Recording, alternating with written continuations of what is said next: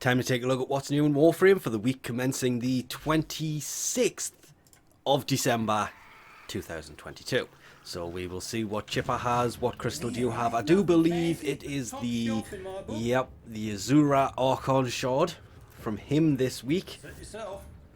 We pretty much know what that means, but we'll get there. Kahl's mission this week is the Sabotage mission, Sneaky Sabotage, with completed without dying.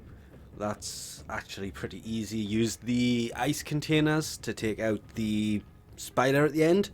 Easy peasy. Rest of them, well, actually, freeze it twice and you'll get another 15 and complete it under 15 minutes. All of which can actually be done in one run. If it wasn't for the... that one might require doing it twice. Good work. That's it. No, you can still do it if you can find them quick enough. Archon hunt wise obviously will be Burrell, because it is the Azura Archon shard this week. When Chipper brings a blue one, this is a blue one. They kind of have a set that they run to. They're not as random as I really would have liked to see, which means extermination, followed by excavation, followed by the takedown. Nightwave this week is going to be elite acts of convert 10 Rivens on Earth, the Iron Wake, 10 Riven slivers into 1 Riven mod, destroy 3 Necromech Vault Guardians, can be done in one mission. You just have to do the level 3 normal acts, complete 10 Syndicate missions, complete 3 Nightmare missions of any type, plunder 1 of Aladvi's secret labs on Jupiter, of course, complete 3 Void Flood missions, and complete 3 Railjack missions. I guess because Stanax has 3 helmets, there's just going to be one of his helmets every week at this point, but there is obviously the usual. Only one of his helmets this week. I was honestly, after thinking about it, thinking maybe could possibly bring more than that. Gaia's is here. Aura-wise, Deadeye increases sniper rifle damage by 52.5%. Great for Eidolon hunting, actually.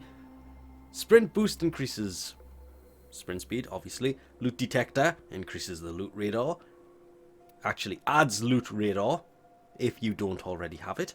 And corrosive projection, probably the one out of all of these to have, because it does reduce armor by 18%. There is the Tonkor Desert Camo skin blueprint, the Sindo Manticore skin blueprint. There is the blueprint to build the Dark Sword, the actual melee weapon.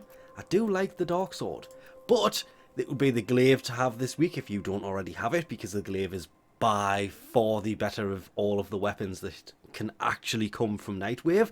This is, of course, the blueprint to build said weapon. Primed version, obviously better, but the normal version just as good.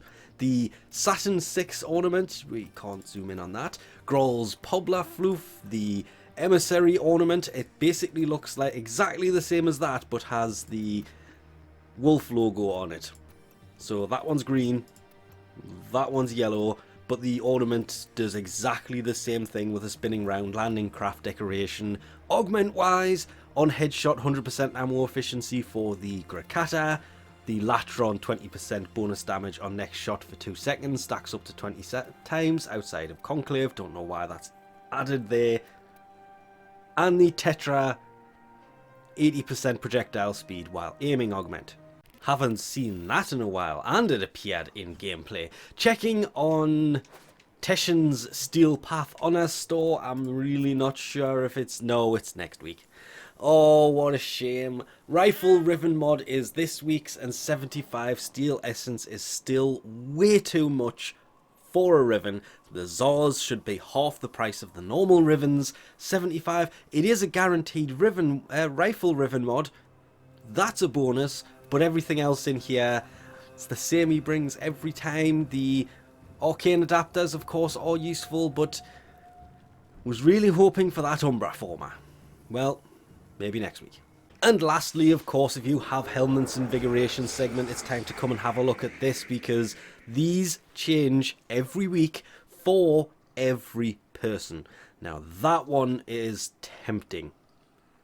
I kind of wish it was something more frame related. Ability range would have been nice. Secondary crit chance is obviously useful, but being the first time there's been an invigoration for Verona, it's not Verona, it's Verona, I keep saying that wrong.